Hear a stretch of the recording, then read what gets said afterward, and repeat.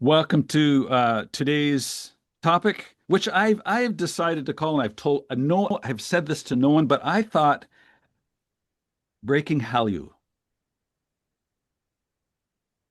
No, okay, but that's Breaking, what breaking. It break. was sort of like a Breaking Bad, but breaking Hallyu because there's so many ways to go. Actually, I was thinking about it like a breaking wave because Hallyu is the Korean wave, and it's that when the wave is breaking, it's that moment when surfers kind of get excited. It's what they're waiting for. It's the rush. It's the energy, the ride. You know, and that's kind of what the Korean wave or Hallyu kind of feels like. It's been building for years. And every time it breaks, it brings something new, whether it's, music or drama or fashion or film. So today, that's what we're going to do. We're going to dive into that wave with two great guests here that we have, Dr. David Tizzard and Courtney McLaren, and we're going to explore what's behind Hallyu and where it's headed next. What's the next wave?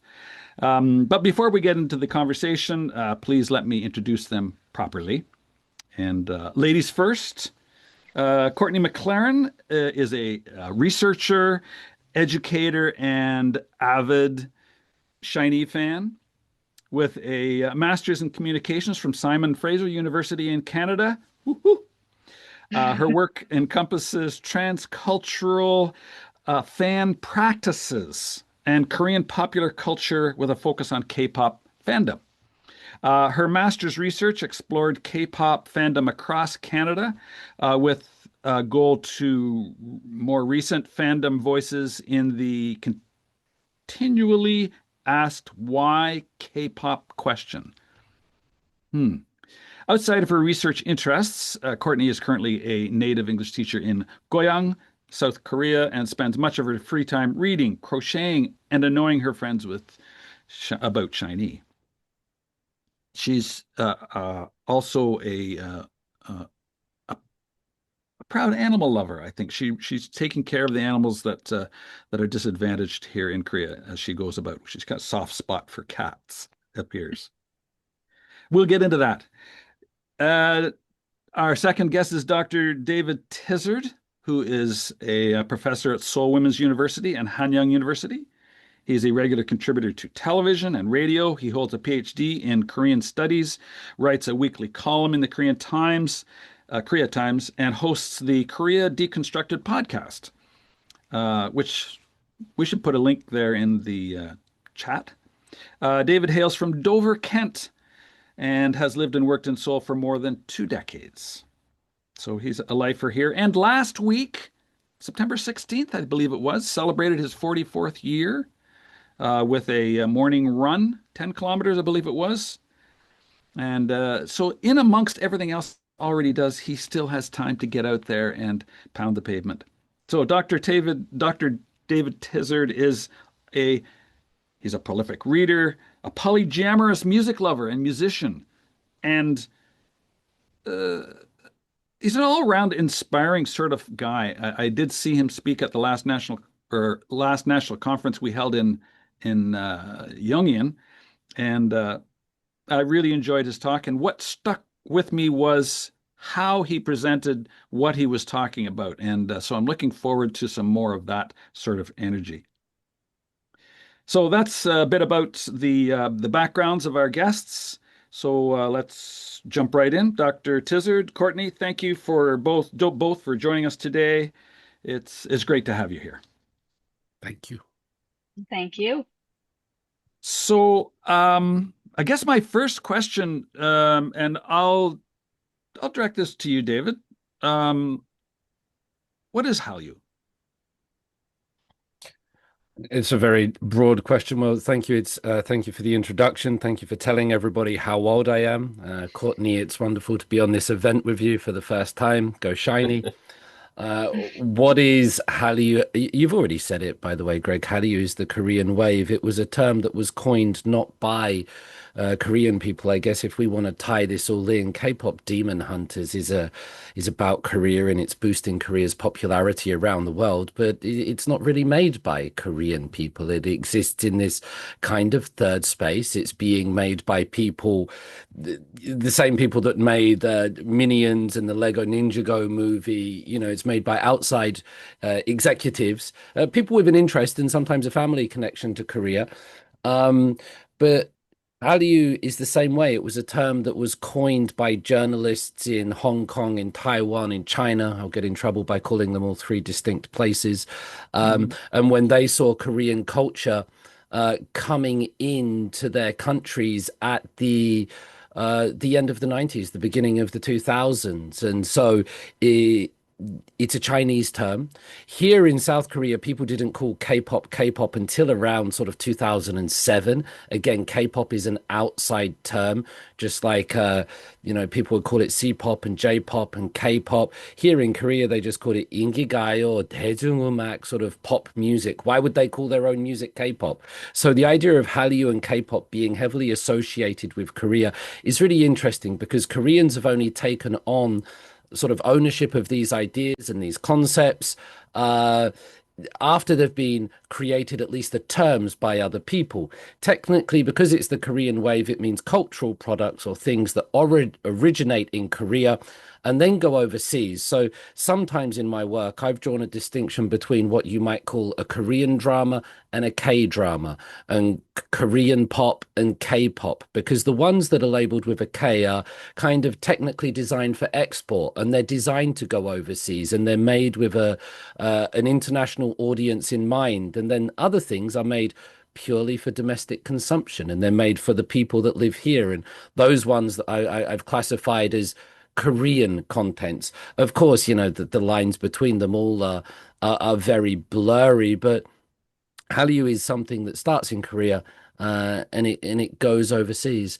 It's really interesting to me when once one of my Chinese friends said to me, David, have you watched, for example, you mentioned it, Breaking Bad? And I would say, you know, no, what is it? And they would say, oh, it's an A drama. And I would tilt my head. It's like, and that's an A grade drama, an A list drama. No, it's an American drama. Sort of in China and other parts of the this region, they have ways of classifying things. We don't think of it sort of as an A drama because we other everything else, and we think our one is the main one, and everything else needs a denomination to label it. But not always. That's Hmm. there's some ideas. I'm sure Courtney will have lots to say about that. Well, I'm Yes. curious. I have a question. Is SHINee Korea pop or K-pop then? I think that's That's for an Courtney. interesting question. Mm. That's a very interesting question. I would say that they're K-pop in the sense that they are a part of the whole like K-pop system that was designed in part to be exported. The whole like how to phrase the building of K-pop in China break into the American, break into the global industry.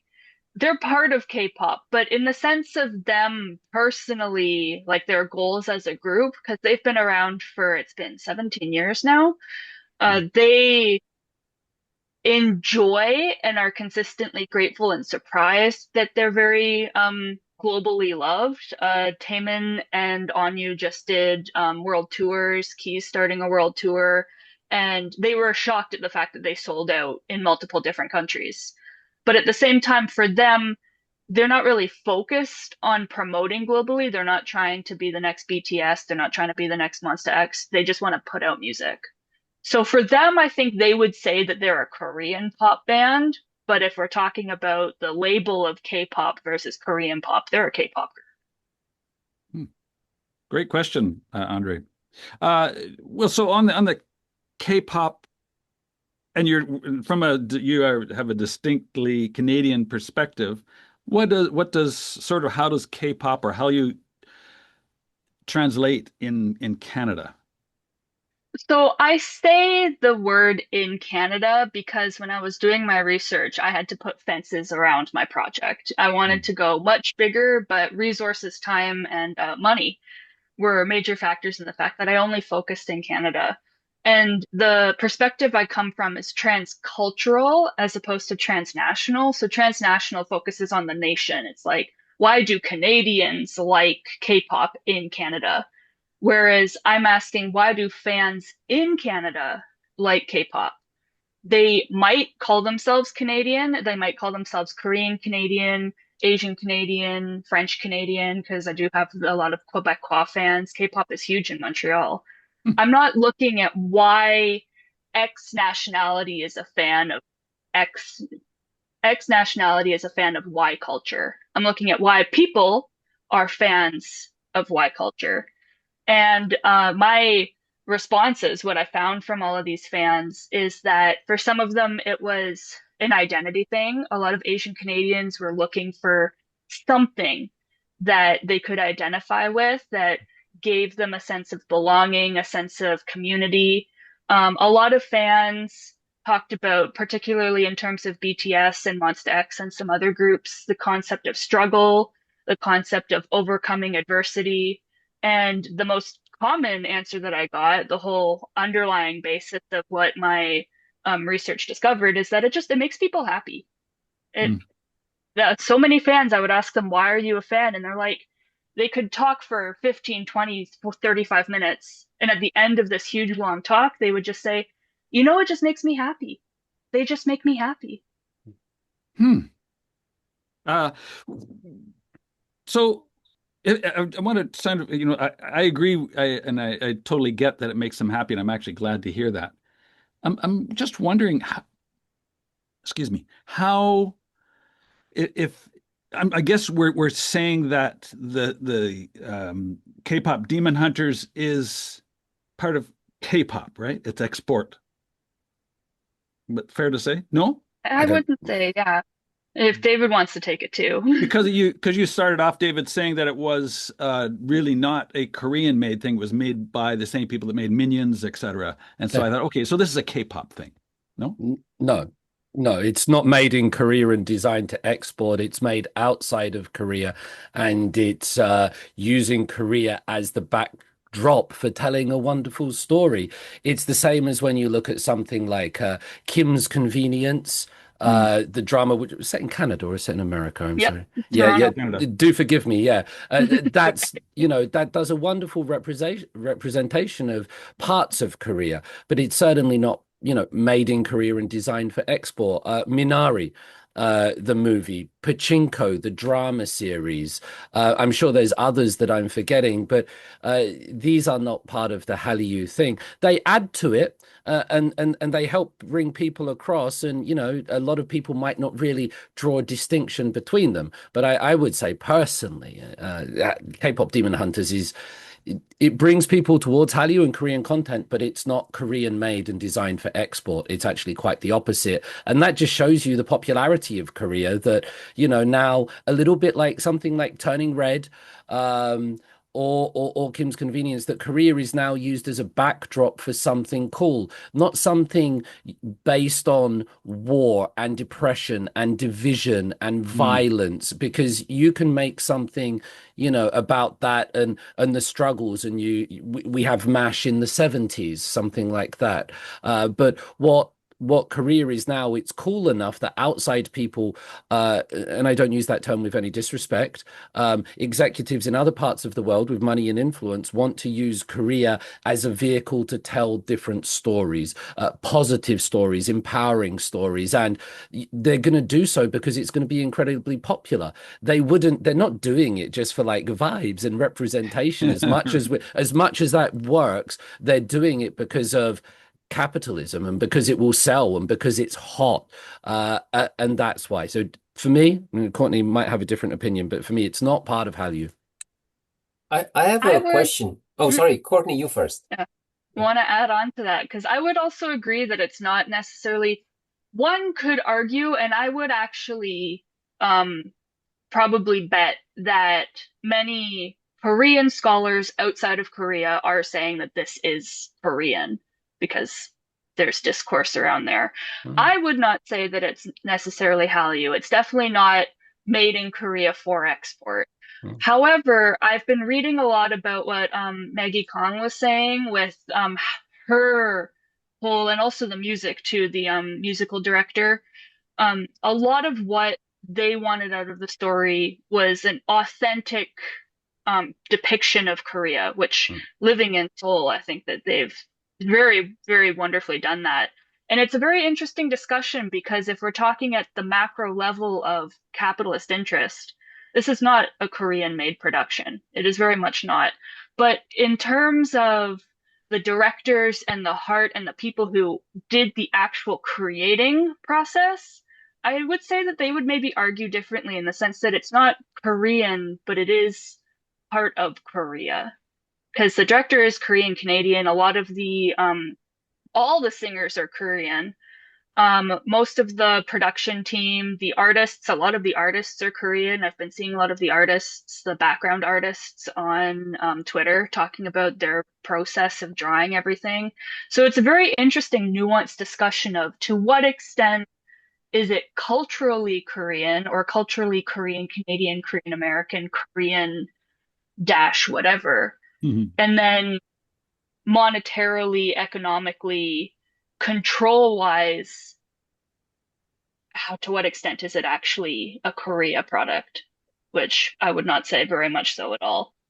And I will add something onto this, Courtney. I think that's very well expressed, and it's perhaps a little bit more sensitive and nuanced than I was making it, because the depictions of Korea in Demon Hunters are amazing. It feels authentic. It doesn't feel like an outside view. And I think that's one of the reasons why it was so popular. But also that's a lot of the way that Hallyu is going at the moment. You have a group like Cat's Eye in K-pop, and it's about where does that authentic Koreanness lie, and can you do Korean content outside of Korea? Because if you take something like jazz or rock or techno or disco or a Western or a cop chaser movie, you can do those in any country. Rock music is not restricted by ethnicity or nationality. You can have French rock. Probably you guys have Canadian rock. I'm teasing you. I'm teasing you.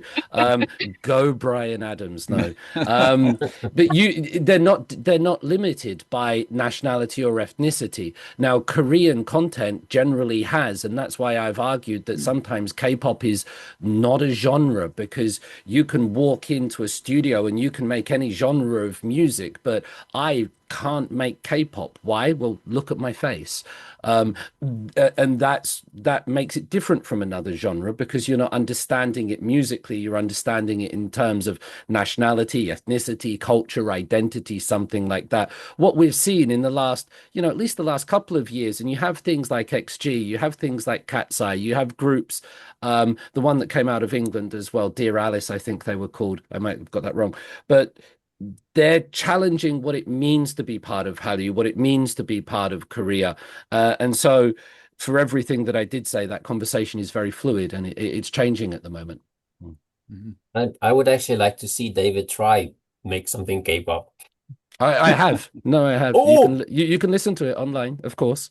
Oh, cool. We should put a link into that when we release this video. Okay, my question has changed slightly, and it's for both Courtney and David. How much of K-pop Demon Hunters could be considered a Korean story? I mean, we've established that it was made from the outside looking in by an previous insider, right? So, but how much of the story do you think actually relates to Korea? Courtney. Well, I read your article, and that's where my answer was going to come from, David, is I did read your article. The nuance of self-sacrifice and the I definitely don't, I haven't spent enough time in Korea to really understand the nuances of all this. I'm not going to take that answer from David because I think that he could say it better than me. For my perspective as a K-pop fan who goes to concerts in Korea, they captured the experience of being a fan so wonderfully in, and it's very easy these days to very quickly cross the line into making fun of fans. And fans have always been like something to punch down on. Like you have the Trekkies and Star Wars fans and the the quintessential gamer living in their mom's basement, the screaming fangirl. Like fan has already always been a pejorative term. And the way that they depicted the K-pop fandom culture was wonderfully accurate and in such a fluid way too. The way that at the beginning they had the fans explaining who each of the members of Huntrix were was it was so amazing. And then the experience of a fan at a concert, and even one of my favorite moments, my favorite song is Your Idol. And during that scene of Your Idol, the fans are slowly losing their souls. And it's supposed to be like a dangerous moment. But at the same time, the way that they captured the fans of like how the fans are looking at the Saja boys is exactly how a fan would feel. And they managed to do that in a way that was really respectful, which I found fascinating. And I was very appreciative of it too. So I would say that in terms of K-pop culture representation, they did that very, very well. And I agree with that. And it's wonderful to hear those descriptions from you, Courtney. And they did it in a very nuanced way, didn't they? They showed how meaningful fandom was for the fans of Huntrix and the idols in there and the Saja boys as well. They showed how meaningful it was. They showed the experience, the community. They also showed some of the darker elements of it. They showed old Ajumas with the broccoli haircut in visor. They showed boys, they showed girls. And so I think it was almost, they showed the light sticks. They showed what it felt like to stand inside a stadium and to feel that sense of community where it's almost like a church, a religious experience in a way. So I thought that was excellent. It was almost a love letter to fans, and it gave people who are not necessarily fans of K-pop that experience. It gave them this sort of vicarious satisfaction, this Manjok, this way. And this is what it feels like to be swept up in Beatlemania, a baseball game, WWF SmackDown, whatever it might be, but in the K-pop way. And so I also thought that was excellent. Beyond that, we've talked about this outside, inside, watching it.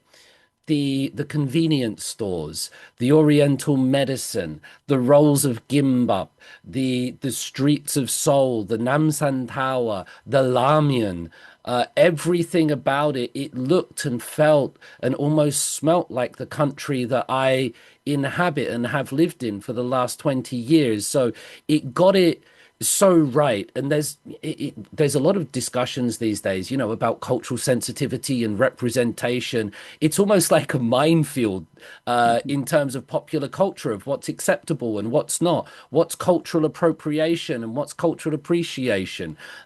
These are conversations that do resonate in parts of the internet and parts of the world, and for good reason sometimes, and for reasons I don't understand other times. But K-pop Demon Hunters got its representation just on a basic level so well. And then Courtney touched on this idea of self-sacrifice, how when I started watching Korean movies, I'm thinking now of something like JSA or Sopyeonjae going back 20 years ago or something. I was amazed because I'd get to the end of the movie and the good guy died. And I would be sat there and my sort of mouth would be open and I wouldn't quite be comprehending what was going on. And all the Korean people around me were like, yay, that's right. And I grew up with James Bond, you know, and he kills the bad guy. He gets the girl in a kind of, you know, James Bond way, and they go off into the sunset and good defeats evil. And that was what I was used to. And I started watching these Korean movies and I would get to the end of the movie and I would realize, oh, wow, things work a little bit differently here. You know, you get to the end of Park Chan-wook or Bong Joon-ho or any other movies and you realize that the ending is not what you've expected. And I got to the end of K-pop Demon Hunters and, you know, the boy and the girl don't get together. The boy sacrifices himself because he's committed this Confucian sin of betraying his family almost. And how do you redeem yourself that? through suicide or through taking your own life. And that demonstrates not psychological weakness or mental health problems. It demonstrates a sense of innocence, a sense of duty and obligation. Now, that's a very dark topic, and I'm not saying we should be careful with that, but that's a common trope that I've seen in lots of Korean dramas and movies, where the good person, the virtuous person, will sacrifice themselves for the community, and in doing so, they demonstrate some of that. When the lead of Huntrix, when she goes to meet, so it's been about a month, all the names have gone. When she goes to meet Rumi, when she goes to meet the woman who raised her. And they're standing under a tree, and she's talking about the patterns on her body. I can visualize the moment very well. And it got kind of dark, and I was watching it for the first time with my daughter, and I was worried about how dark it was going to get. Eventually it didn't get that dark. It remains a children's movie that you can watch with young people. But I remember thinking, where are they going to go with this? Because I was so in tuned or used to seeing what Korean content will do. So sacrifice, the usual cultural representation. I thought it was wonderful. I called it in the article, I think, a love letter to Korean culture, and I think it's very much that. Has it been received though?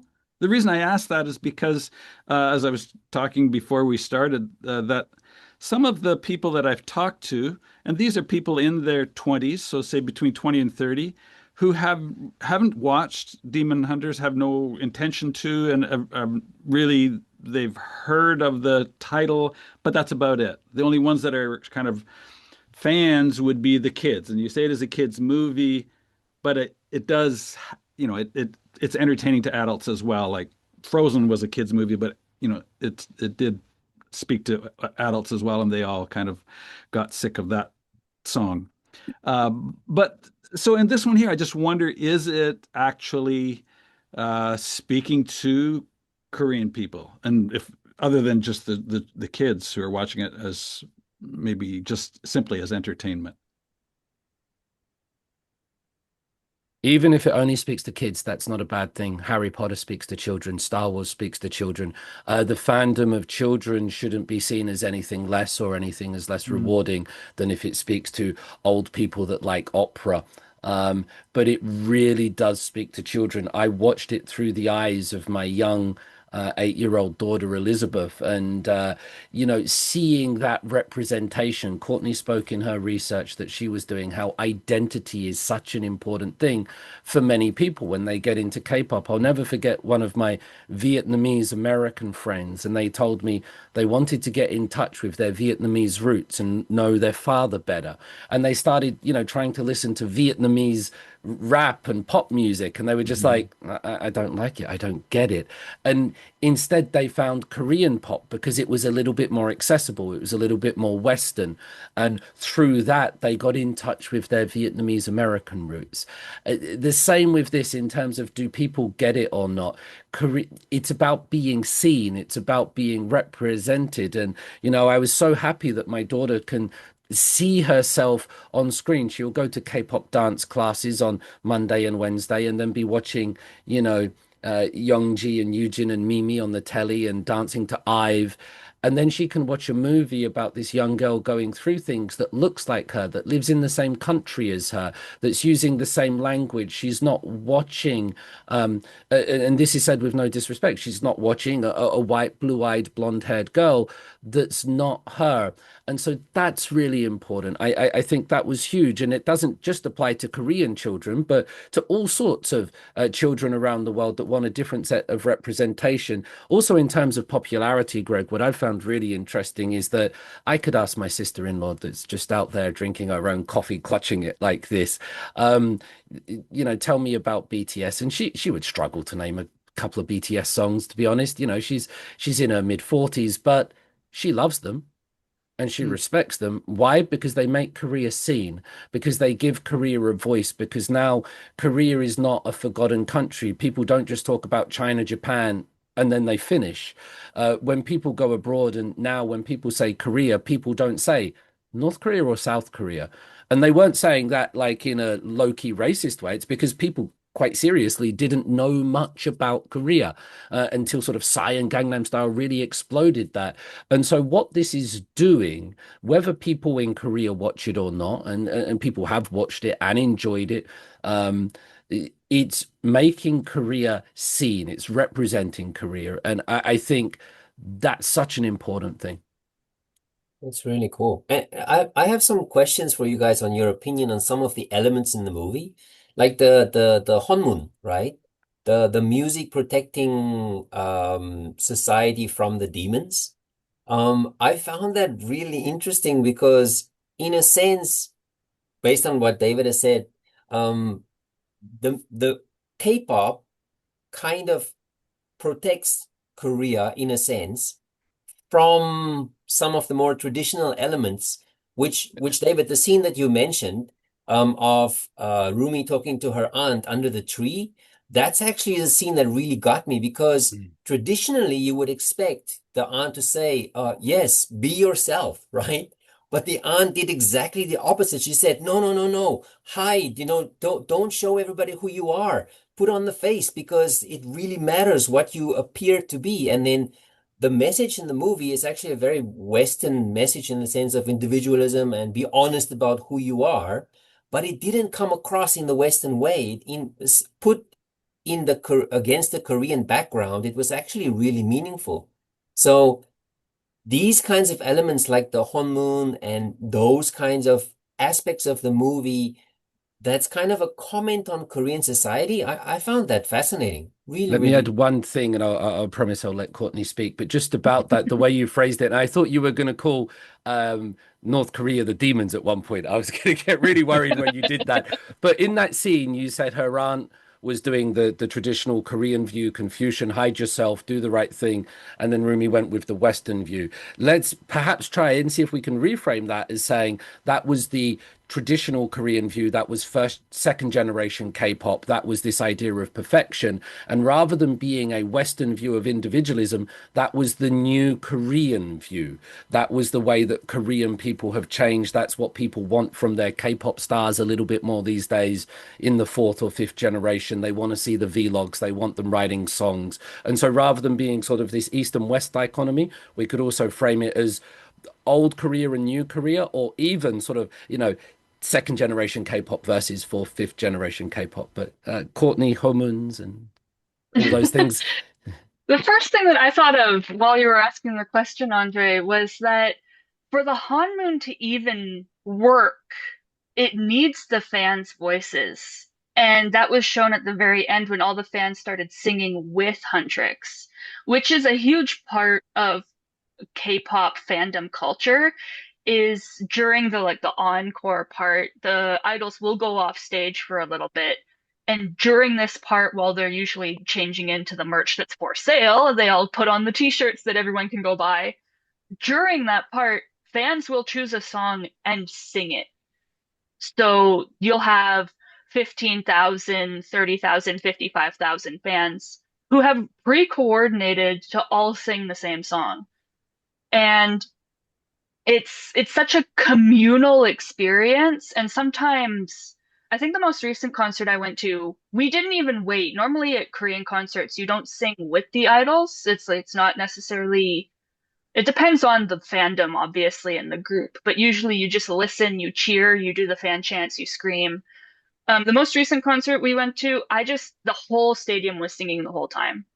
And it's such a communal aspect of it that even though the message could be interpreted as like individualism, not hiding yourself, be who you are, the experience of Rumi showing who she was also a communal experience because it brought her friends back to her. You can't do it alone. It's not an individualism thing. It's more of a you don't have to struggle alone. And I lost track of the second thing I was going to say because that was really important for me to get across that like it's music. And I was also reading an article this morning that a lot of the storyline was centered around the kind of music that they could make. K-pop was really the grounding narrative that they wanted to make sure that the story tied in with the music very, very well.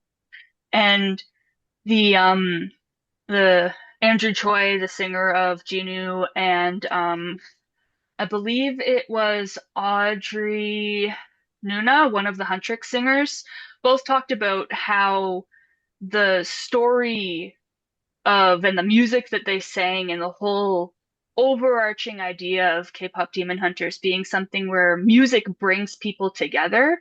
It's been a talking point since BTS blew up in 2017, how it doesn't matter what language the music is in, it creates community. Like that's, I think, a more grounded way of interpreting the whole like first gen, second gen, third gen individualism versus collectivism.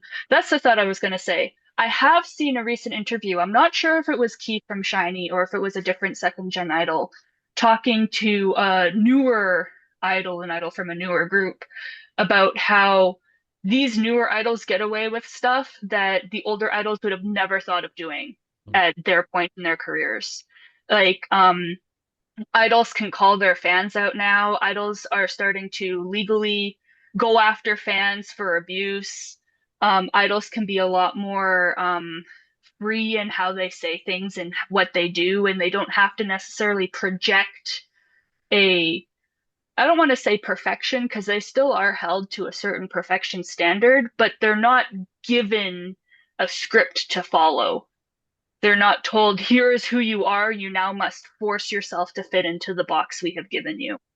And I think that that is a really good thing about where K-pop is going. There's so many things wrong with the industry, but the push for a little more freedom that idols have been given now is, I think, a really good way of interpreting that when we bring it back to K-pop Demon Hunters. I'd like to, it's amazing, Courtney. I'd like to add something and perhaps go back to Andre's question about this Hunmoon. You know, when I first heard the word, the way I interpreted it, I think it's incorrect, but the soul in Korea is Yonghon. And Moon is gate. So I was, you know, is it linked to sort of these two characters of soul and gate? Traditionally in South Korea, shamans would keep evil spirits at bay, and they would communicate with evil spirits. And how would they do that? Through song and dance. Before we had this sort of rational approach to the world,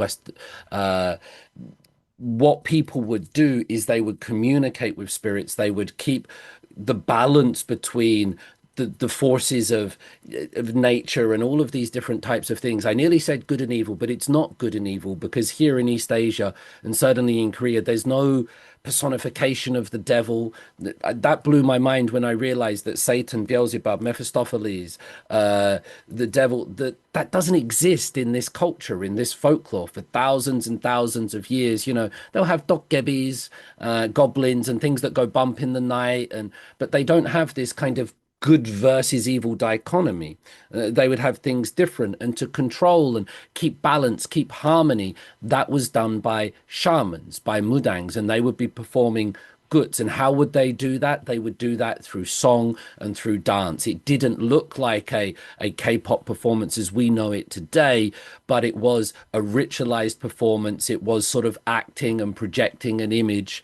And so I think music and dance traditionally in Korea has always been a way to communicate ideas, and also to keep spirits in check, and to keep the grace of the king and the mandate of heaven and all of those things. So there is a traditional element to it that the people were, I think, intentionally going on to. They were trying to link it, weren't they? The Huntrix through this is just the latest version. And in the future, we'll get something like Plave. We'll get the AI idols that do it next. So I think there is a deep connection to it culturally and spiritually, perhaps. Yeah. Another aspect of the movie that I found fascinating is, from the beginning, the demons feed on people's negativity and guilt, right? So at the end of the movie, part of the story is moving away from negativity and guilt. That's also what parts of Rumi's conversation with her aunt. So I found that fascinating, because I recently saw an article which claims that that's the new era. It's a guiltless era where guilt is not the thing that drives people anymore. And I found it fascinating that that's written into the movie as well. That's really cool. You're not meant to hide you've heard so many stories about people living overseas that would hide their Koreanness, that would have to hide their gimbap and their kimchi because it wasn't cool. They would have to hide who they were, and not just sort of Korean families, but Chinese and Vietnamese and Japanese or wherever they might be, because it was about um, assimilating to a dominant culture.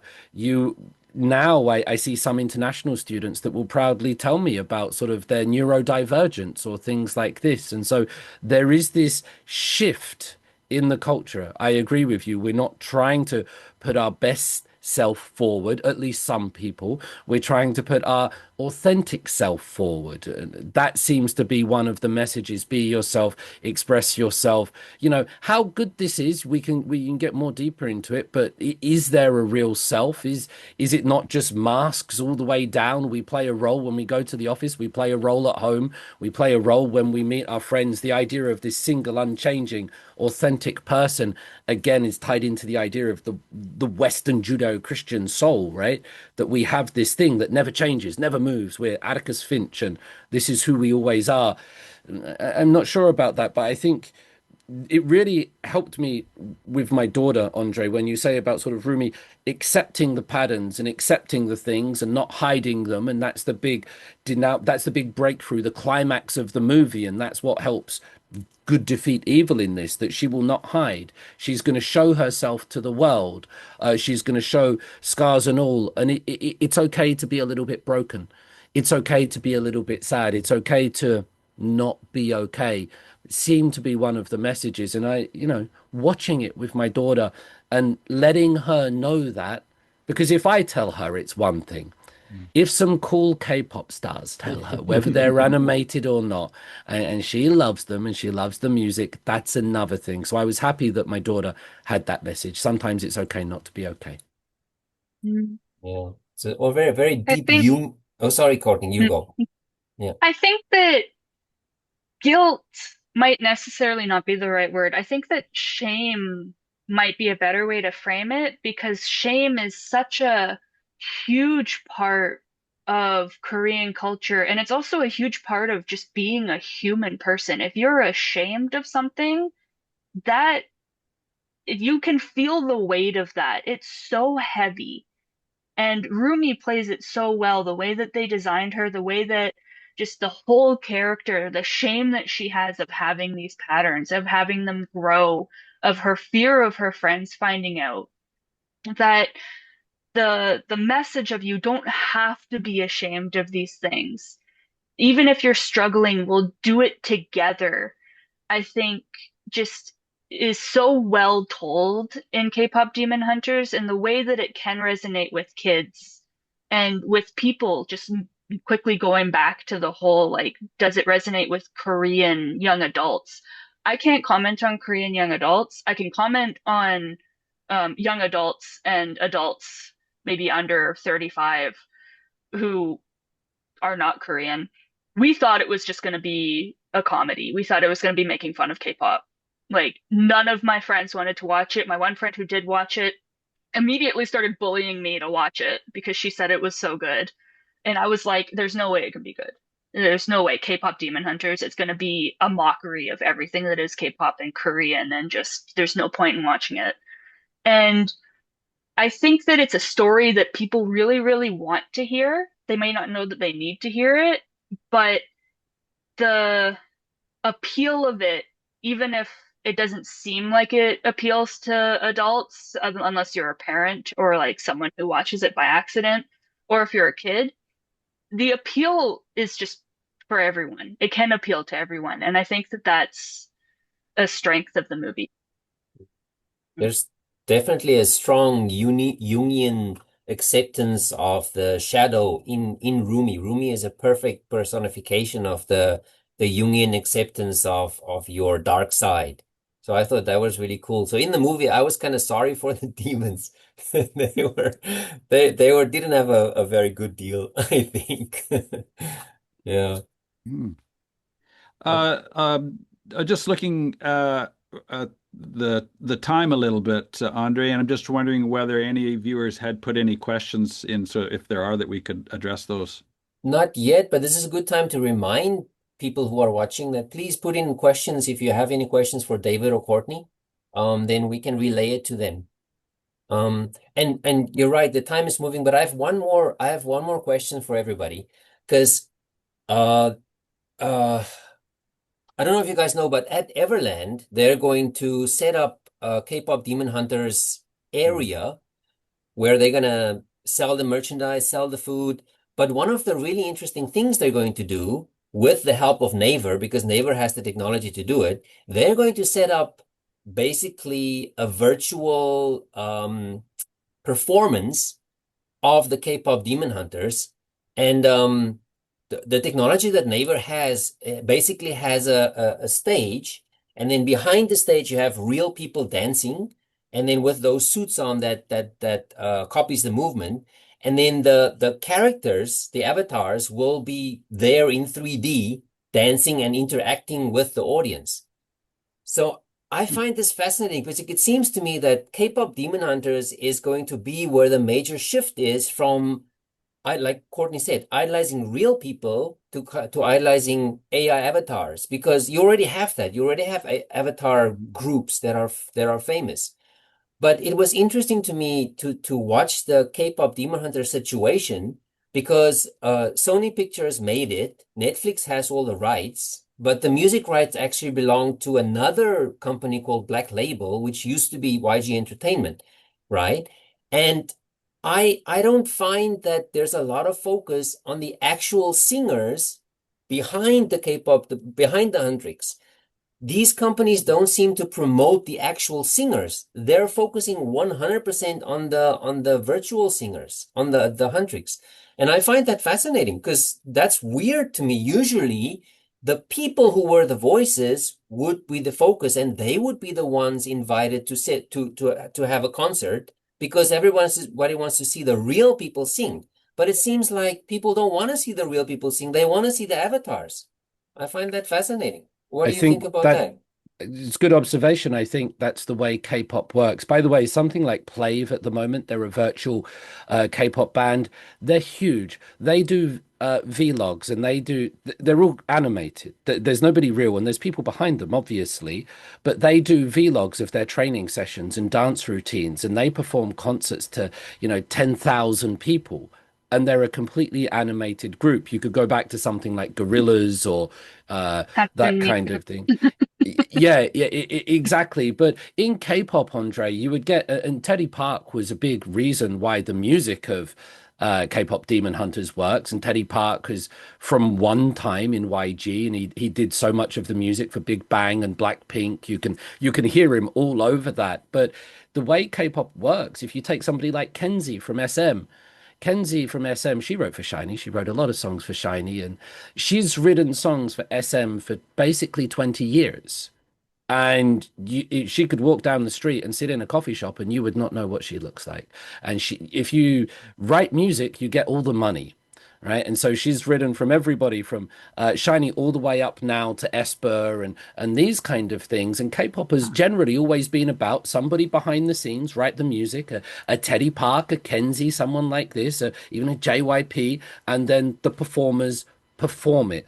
And that's the way it works. And it's the same way with people like Elvis or things like this. But so I don't really see anything new. Instead of changing the group every couple of years, we'll put some different ethnicity members in there, and then we'll put some virtual members in there. It just seems to be a natural evolution of the way K-pop has always been to me. That's very interesting. Courtney? Also, the character appeal, if we're talking about, because K-pop Demon Hunters, like, I've seen adults with the little derpy keychains. I want one. I want one so bad. But there's no official merchandise that I can find yet. They're all terribly made knockoffs. Mm. But I went to the drone show that they did for K-pop Demon Hunters a couple weekends ago. And when I say that it was just kids, like it was packed full of kids. And it was fun to hear all these little kids just singing songs that are in Korean and English. It was really fun. But if we're talking about a concert, even though the appeal is very broad, I don't think that they would get the same pull if they had Andrew Choi on stage the same way they would if they had Jinu on stage. And I could see Naver, who has their hands in a lot of different pies, um, using this technology as a way to be like, hey, SM, hey, Hive, look what we can do for you if you don't already have your own tech, which SM obviously does. But also reading an interview with Andrew Choi, who has also worked with SHINee. I love Kenzie. I love, if you're a fan and you know the music enough, you know the producers. Like, I know about Kenzie. I know a lot of the choreographers. I follow a lot of them on social media. But Andrew Choi was saying that he's been in the SM basement for decades. It's just where he lives. But as much as he enjoys making his own music, and as much as he is looking forward to putting out new music, he actually said that he much prefers being behind the scenes. Like, he would rather not suddenly be doing all these tours. He's very happy with the success and he's very excited to see where it will go. But him personally, he would very much rather stay behind the scenes and just like sing a couple times and then go back to his office and keep producing in the studio. So, yeah, I think that there's a lot of layers to that. It is an interesting question on like how come you don't hear about the actual voices behind it. And I think that that's a lot of musicals, like a lot of musical films, especially ones for kids. You don't hear about it because that's not where the attention is and that's not where the money's going to go. My Unless kid, you're the writer. If you're writing the music, you're going to get the money. So I'm very happy for all the writers. my kids have no interest in meeting Daniel Radcliffe, but they would love to see Harry Potter walk into their room. I think that's a similar thing. Audrey Nuna, just say this, Audrey Nuna, she was on SPNS channel. They have a great thing. It's with Omega Sapien from Barming Tiger. And they did an episode in English with Audrey Nuna. And she talked a little bit about the experience. She said during that during the recording of Golden, during the vocal recording of Golden, there was a ghost in the room. Huh. No, I'm just relaying what she Yeah, said. yeah. She said there was a cuisine, and it's like, oh yeah, okay. So, whether she's telling a story or not, but that's the story she told last week on a podcast. Wow. Interesting. Hmm. Sorry, It's a good Courtney? channel. I want to listen to that episode now. I'm gonna have to go find it. Yeah. I'll send it to you. It's good. Yeah. Oh, I have two comments, one comment and one question from the viewers. So weird to say that. Lisa said she's very thankful for you guys spending the time doing this. And specifically to Courtney, she's looking forward to seeing you. And then Philip Garcia asked if Netflix and Sony will do a theatrical release of the sequels, because fans have been demanding it. Okay, I'm completely out of that loop. So what do you guys think? I know that at the Busan International Film Festival, they're screening it as a sing-along, so that's exciting. As for like international theaters here, um, we need announcement of a sequel before we can even decide if a sequel is going to be theatrically released. Considering that the States and to an extent Canada is part of the market, like it's quickly accessible for the States and Canada as it being a Netflix Sony production. Um, if they made it cheaper to go see, I'm sure people will go see it. But by the time that a sequel comes out, there's no guarantee that people will want to spend the money on it. Like it's very hard to say if they released sing-alongs now, and I'm sure they are. I don't know about Korea, but I think that there's been a couple theaters that have released sing-along theatrical releases. People would go do that now, and I'm sure people are doing it now. What is that But exactly? A sing-along release? so you go to the theater, and everyone has agreed, the social contract is that when the songs are happening, you can sing. Ah, You can join in, as opposed to going to the theater and everyone just sitting quietly and having a good time, and then three people suddenly break out into song. mhm. Yeah. There might Cool. be the lyrics on the bottom of the screen. Oh, my friend just messaged me and said there are lyrics at the bottom of the screen, so there we go. They have the sing along there. Yeah, the Netflix sing along has that. They have all the lyrics. There's a Huh? Netflix. The Netflix has the movie and the sing along movie, which is the same movie just with the subtitles. That's interesting. How do they do the Korean lyrics I in each? I wonder how they do that, the romanization for them. Good question. I don't know. I'm gonna have to. I don't have Netflix. I had a friend lend it to me, so gonna have to check that out. Mm, Have to yeah. watch that. Have you seen the sing along, David? I haven't seen a sing along. I haven't been to one, but I know, people go and see the Rocky Horror Picture Show and they dress up and they go and sing along while they do it. I haven't been to one myself, but I'm aware of the culture. And in Korean, it's daechang. Koreans are famous for it. That idea of singing along. Many artists from around the world have come to Korea and gone, God damn it, you guys sing here like loud, to the extent that there are articles about it in the culture that people will be paying, however many hundreds of thousands to go and see, God forbid, Coldplay, but then they can't hear the music because the person next to them is singing so loud. So Ah. there is this well documented culture of collective singing, and Koreans pride themselves on it almost to the extent that they want to be the loudest sing along location on a global artist tour. They want this global artist to talk about it. They want to be louder than Japan and China. It's part of national pride for them. We sing the loudest. So, yeah. It's funny because in Canada we are so quiet. We're so reserved, and I think we kind of get needled for being exactly the opposite. I don't know if we're proud of Feel that like or not. I don't have that experience. My only Canadian concerts were K-pop concerts, and we were not quiet. It's Oh, a generational thing, perhaps. Maybe. I grew up watching Trailer Park Boys, so I would love to see Bubbles in concert. Hmm. uh, okay. Well, it's been an hour, so Mhm. if you guys want to wrap it up, that's fine. If anybody else has any more questions or comments, now's the time. I'll just say that this has been a real treat for me. I'm so on the periphery of this talk, uh, but am excited to go deeper into it. I just really appreciate the minds that are here today and sharing your insights. I would say one thing about that, Greg, is that, I have to study Hallyu. And so I've started watching Bon Appetit, Your Majesty, the latest K drama, because I teach courses on Hallyu to not only Korean students, but international students. And I can't walk in there and not know anything about it or not having seen these things because these are young adults and very passionate and sometimes very, very knowledgeable. And Mhm. sometimes I'll watch things and I'll listen to things and I'll be like, yeah, maybe it's just me, but I don't really get it, or I don't think and then sometimes I will come across dramas and music and movie that I'm like, that slaps, that's great. And for me, K-pop Demon Hunters was one of them.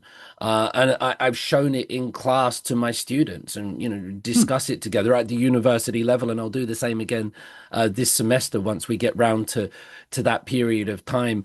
But I think for all that might be said about it, it's a great story that's well told with love, and it came out just at the right time. And just like Courtney said, there was so much hesitation about it. A quick capitalist cash grab. It's not going to be cool, and it's almost going to be, offensive to those that truly love the culture.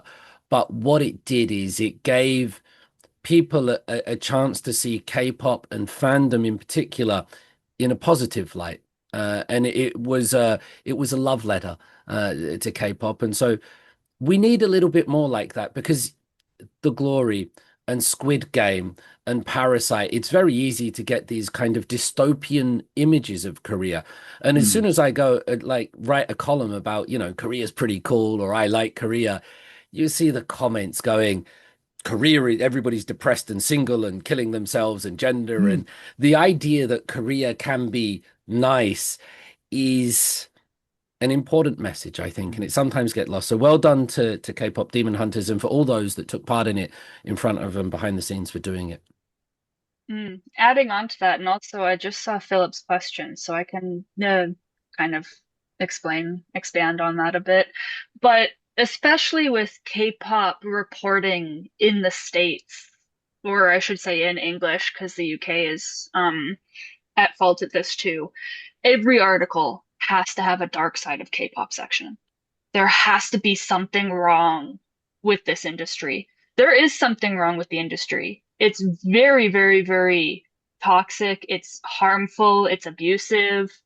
To be an idol, to answer Philip's question, the training period can go from 2 to 3 to 10 years.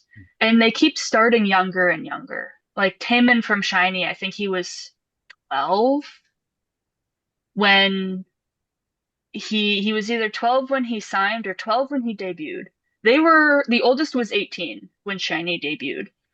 And the rigorous training, they have singing, they have their dance classes, they have for SM, they have like how to act on stage, how to hold the microphone, how to answer a question. And then if you do debut, you're in debt. All the money that you make the first few years, you're paying that back to the company for the training period. And then if you do become big, there are negative aspects of fan culture. And capitalism plays into this, the whole like pitting people against each other, the new rise in streaming culture. Streaming culture has always existed in K-pop fandom, but the fact that Billboard is now part of it, it's like you're not a K-pop band unless you make it onto Billboard, which is a whole other discussion. But just the pressure to be perfect, the pressure to always perform.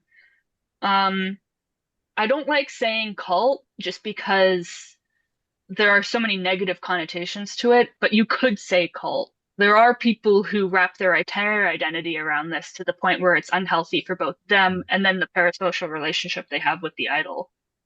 And a lot of idols, it's just healthier for them to quit. It's healthier for them to move on to make music on their own, where they have more control, more creative freedom, less pressure to constantly be on, constantly be perfect. A good example is the new trend of like the TikTok dances. Every dance has to have a specific hook for a dance that everyone can do. And then during the music show filming, the weekly awards shows, there's one awards show building that has a specific staircase that all the idols film their dance TikToks in front of. And it came out a couple months ago, I think at the beginning of the year, it came out. There's actually a little ticket booth, and the idols have to take a ticket and wait in line. And their managers are just standing there like, okay, your turn, your turn, your turn. It's not a choice. They're not given a choice to do these TikTok dances. It's very much a like, this is now a part of your routine. And your routine might be a 20-hour day. So there's so much wrong with the industry. But at the same time, there's so much good. Music brings people together. And just because there's problems with the industry, just because there's problems with Korea, with Korean culture, with the way that Korean culture can impact people, doesn't necessarily mean that that's the only thing about it. Mm-hmm. It's just like how there's not one facet of a person, there's not one facet of a music genre or an industry, I should say, and there's not one facet of a culture. Awesome. Well, if we've done nothing other than inspire some healthy conversation, I think this has been a very good thing to do. This what do we call this? Webinar? Webinar, okay. New to me too.